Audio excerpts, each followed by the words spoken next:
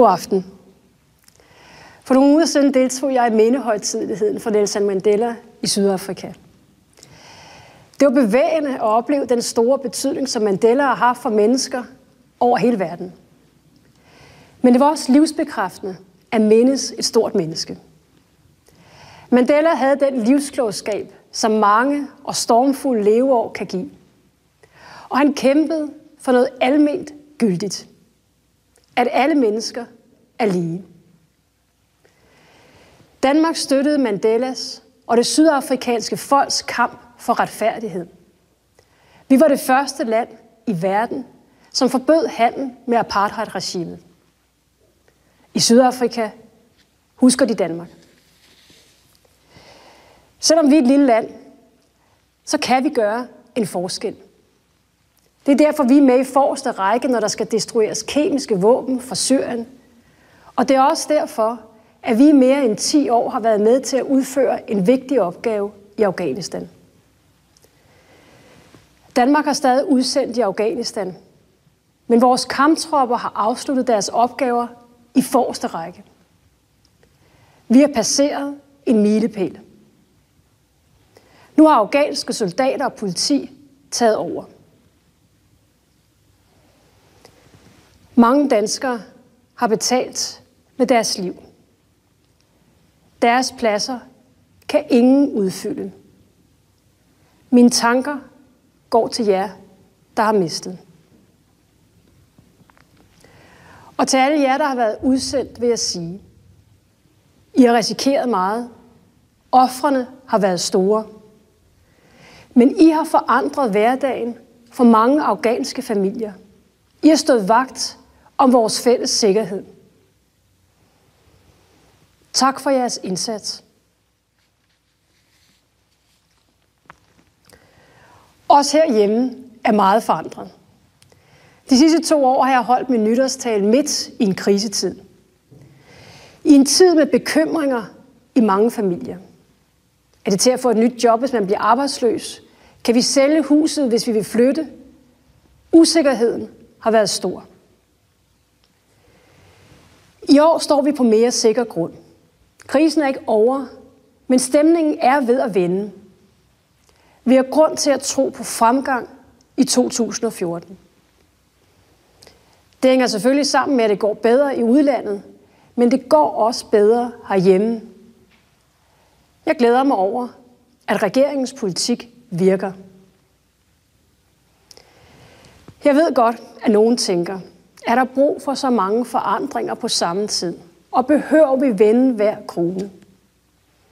Mit svar er ja. For hvad har krisen lært os? Jo, den hårde lære fra 00'erne er, at der skal være bedre styr på økonomien. At vi skal overholde budgetterne i den offentlige sektor. At boligspekulation og dumdristige banklån har en høj pris. I en usikker verden må vi bygge et sikkert fundament under vores velfærd. Og det fundament er en sund og stærk økonomi, hvor virksomhederne har gode vilkår, og hvor lønmodtagerne er godt uddannet. Kun på den måde kan vi holde fast i et trygt Danmark. Derfor vil regeringen også i 2014 foreslå nye vækstinitiativer. Vi er et land, hvor de unge får penge til at uddanne sig, i stedet for at betale for det. Hvor vi betaler en stor del af det, vi tjener i skat, og får lærer og børnehaver til gengæld. Hvor vores børn kan gå alene hjem fra skole, og barnevognen står ude foran en café med et sovende barn under dynen. Gæster fra andre lande kan synes, at det er en mærkelig, men måske også fascinerende måde at indrette sig på. Jeg synes, det er en tryg og ordentlig måde. Men den tryghed har vi ikke altid haft. Den er noget, vi selv har valgt. Under 30'ernes store krise blev det besluttet, at hjælp fra kommunen ikke er en almisse, men en ret for mennesker, der har brug for det. I 50'erne blev det besluttet, at en tryg alderdom er vores fælles ansvar. De ældre fik folkepension.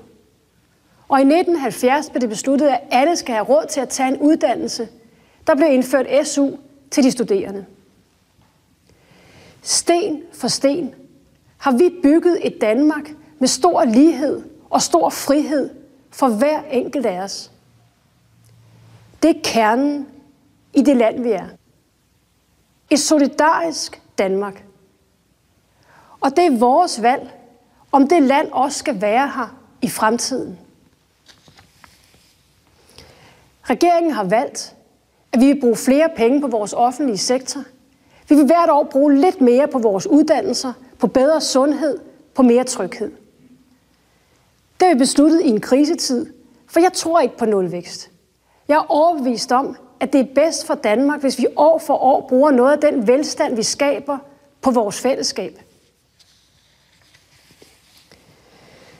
Et trygt land har brug for virksomheder, der kan skabe arbejdspladser. Og i de senere år har vi talt meget om, at der er brug for flere private job. Og det har vi også. Men kom det undervejs til at lyde, som om private arbejdspladser var vigtigere end offentlige? Intet kunne være mere forkert. Danmark har både brug for pladesmede og socialrådgivere, for ingeniører og sygeplejersker. Jeg har i løbet af året mødt mange dygtige offentligt ansatte. Fra lærerne på Fredensborg Skole, til pædagogerne i Thyholm Børnehus, til medarbejderne på jobberedskabet i Horsens. Og mange flere. Og jeg har altid taget videre med en varm følelse af, at her var nogen, der glædede sig over at gøre et godt stykke arbejde. Og satte en ære i at behandle mennesker ordentligt. Vi har brug for alle jer, der arbejder i stat, regioner og kommuner. I har påtaget jer opgaver, som kan være besværlige indimellem. I skal afveje mange hensyn. Det synes jeg sommetider, man glemmer. Jeg synes, at tonen er blevet mere hård de senere år, både fra borgere, i medier og på nettet. Ordene er blevet mere rå. Det skal vi lave om på sammen. Vi skal vise større respekt for hinanden. Jeg har høje forventninger til vores unge. Jeg har sat det mål, at den næste generation skal være den bedst uddannede nogensinde. Derfor får skoleeleverne nu flere timer i dansk og matematik og engelsk fra 1. klasse. Og derfor gør vi erhvervsuddannelserne bedre, end de er i dag. Uddannelse er en mærkesag og en hjertesag. De unge er Danmarks fremtid. Men at blive gammel er vores fremtid hver især. Det håber de fleste af os. For 144 år siden skrev en ældre herre i sin dagbog: kold blæst, lidt mere vand til gebisset, ikke ret tilfreds mere. Tanken om, at jeg blev ældre, tænderne borte, håret gråner. Det var H.C. Andersen. Han var 65 år, og det var en høj alder dengang. Især for en søn af en vaskekone. I dag er de fleste friske, når de er 65. At være gammel er noget helt andet i dag end før. En tryg alderdom er en af velfærdssamfundets største bedrifter. Flere af os får mulighed for at blive gamle, og for at have det godt, når vi er gamle. Men er den måde, vi taler om hinanden på, fulgt med? Det synes jeg ikke helt, den er. Det støder mig, når jeg hører en 60-årig omtalt som gammel på en arbejdsplads. Ja, det kan endda ske for en 50-årig. Gennem mange år har vi talt om, hvor vigtigt det er, at alle bliver længere på arbejdsmarkedet. Det skal vi naturligvis tage alvorligt. Det er ikke rimeligt, at man skal frygte for sit job, bare fordi man er over 50. Det er heller ikke klogt, hvis der er arbejdspladser, som per automatik skiller sig af med de erfarne. Et langt liv giver et bredere perspektiv på mange ting, og et overskud til at lære fra sig. Det er der mange arbejdsgivere, som ved.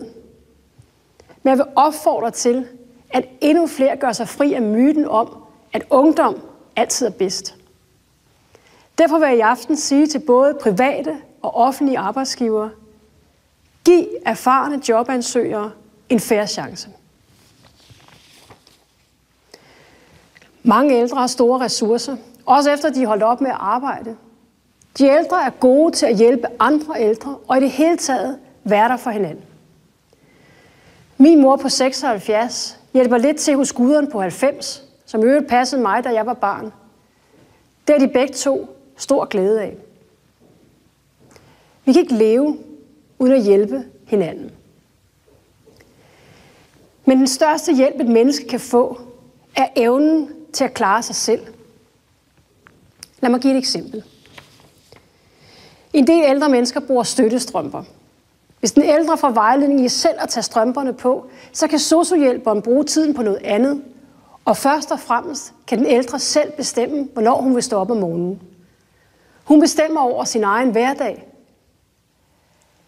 Men der er grænser for selvhjælp. Og det er ikke alle, der kan klare sig alene. Og vi må ikke blive et samfund, der glemmer dem, der har brug for vores omsorg. At være ældre eller gammel er mange ting.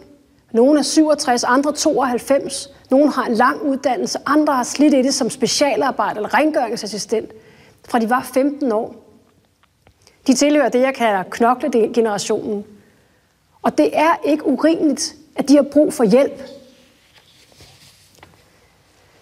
I efteråret besøgte jeg Varla, som bor på et plejecenter i Nordjylland, og vi fik en god snak. Varla har haft et langt og aktivt liv. Hun har drevet en garnforretning, og hun har klaret sig hjemme indtil for nylig. Det er hun glad for. Men hun er også glad for, at velfærdssamfundet stod klar, da hun blev syg og ikke længere kunne bo alene. Varla er godt op i 80'erne, og selvom hendes døtre, som så mange andre midaldrende kvinder, er gode til at besøge og hjælpe hende, så er hun en af de mange ældre medborgere, der har brug for fællesskabet. Jeg er glad for, at vi nu giver kommunerne 1 milliard kroner mere til de ældre. En ekstra ældre milliard hver år. De penge kan kommunerne for eksempel bruge til bedre rengøring rundt omkring, et ekstra bad til dem, der har lyst til det, eller til at beboeren på plejehjemmet kan komme ud og gå en tur. Vi har stadig brug for en tryg og god ældreomsorg, og det vil vi også have i fremtiden. Men jeg tror, at mange er usikre på, om der er et velfærdssamfund, når vi selv bliver gamle. Vil der være folkepension? Vil der være hjemmehjælp? Vil der være ordentlige plejehjem? Den bekymring forstår jeg godt. Mit svar er klart. Det bestemmer vi selv. Og derfor er det også vigtigt at få sagt det i aften. Hvis vi tænker os godt om og tager ansvar for vores økonomi, så er der penge til en ordentlig omsorg for de ældre i årene, der kommer. Hvis vi forandrer og ruster vores land, så vil der være råd til pensioner, hjemmehjælp og sygehuse. Så kan flere nyde deres alderdom, og de gode ting, der også hører med til at blive ældre. Kære danskere, det er begyndt at gå fremad igen. Men det betyder ikke, at vi kan læne os tilbage. Krisen har lært os, at vi skal gøre vores bedste hver dag. Kun på den måde kan vi holde fast i vores tryghed. Danmark skal være et land, hvor der er plads til at blive gammel på mange måder. Hvor generationer hjælper hinanden.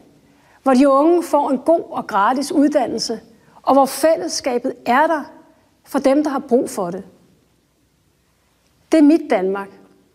Det er vores Danmark. Godt nytår.